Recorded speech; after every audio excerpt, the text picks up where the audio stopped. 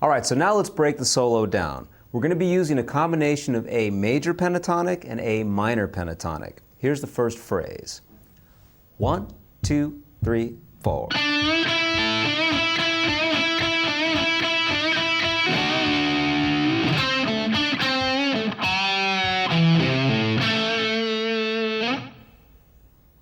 So this solo, which is in the key of A, starts off with the A minor pentatonic in 5th position.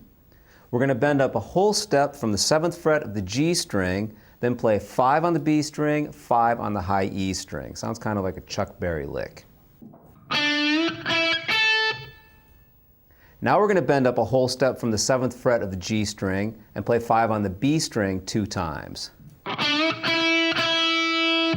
So far we've done this. And we start on the and of 4, so it's a little bit before the downbeat of 1. So in context, here's what we've done so far. 1, 2, 3, 4. Now we're going to repeat those previous 3 notes, bend up a whole step from 7 on the G and play 5 on the B 2 times. Repeat those 3 notes once again. Repeat those 3 notes once again. So we play that 3-note phrase a total of 4 times.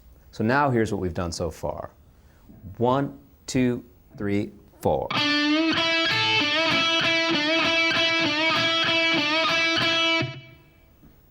Now we're going to take another double stop idea, 7th fret G string, 7th fret on the B string. We'll bend up roughly a half step from each of those strings and then release the bend, and then we'll slowly bend upwards once again.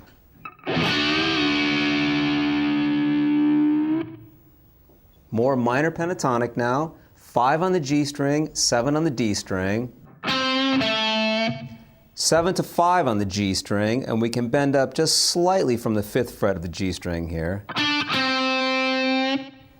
Just roughly a quarter step, just adds kind of a nice blues influence there. And then we're going to play on the 7th fret of the D string, but the note is going to be very muted. We barely hear that. So here's what we've done so far from the beginning. 1, 2, 3, 4.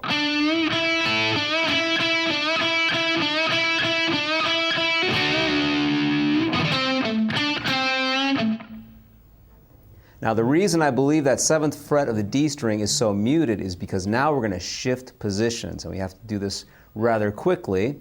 We're going to slip down into 2nd position. 4th fret on the D string will bend up a half step and then release the bend.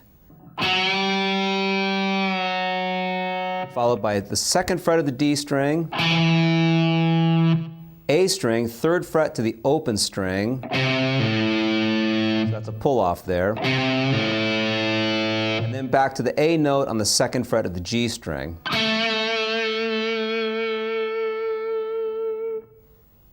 So the phrase we've just played sounds like this.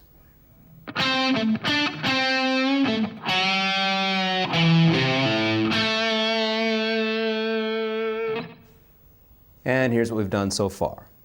1, 2, 3, 4.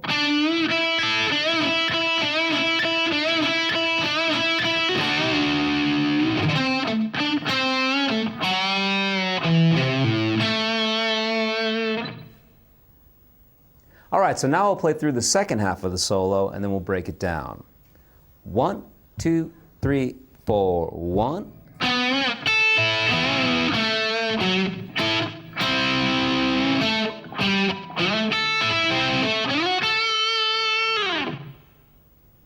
So this section starts off almost with a country-sounding lick.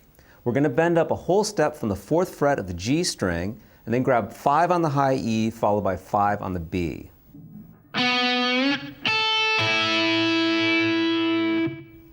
Now, while holding 5 on the B, we're going to do a pre-bend of a whole step from the 4th fret of the G string. So we bend that note before striking it, and then we end up striking the G and the B strings simultaneously and release the bend of the 4th fret of the G string. Sounds like this.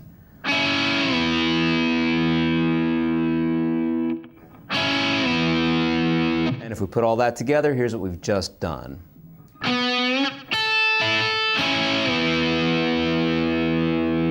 Okay, continuing onwards, we're going to stay in second position, second fret of the G followed by the fourth fret of the D, followed by a double stop idea, fifth fret on the top two strings. Now I'm going to shift positions. I'm going to play on the fifth fret of the G and the B strings, but I'm going to do this with my first finger. Okay, so here's what we've done from the beginning of this section.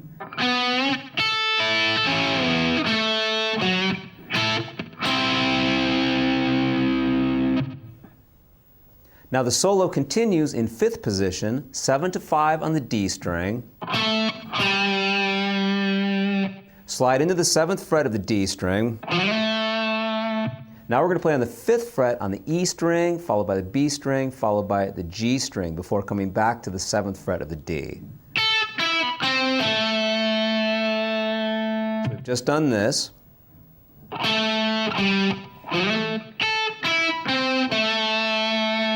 Now we're going to end the solo by sliding into the 11th fret of the G string before playing on the 10th fret of the B string. And we're ending on that note A, which is the key the solo is in.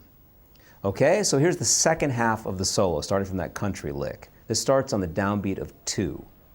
1, 2, 3, 4, 1.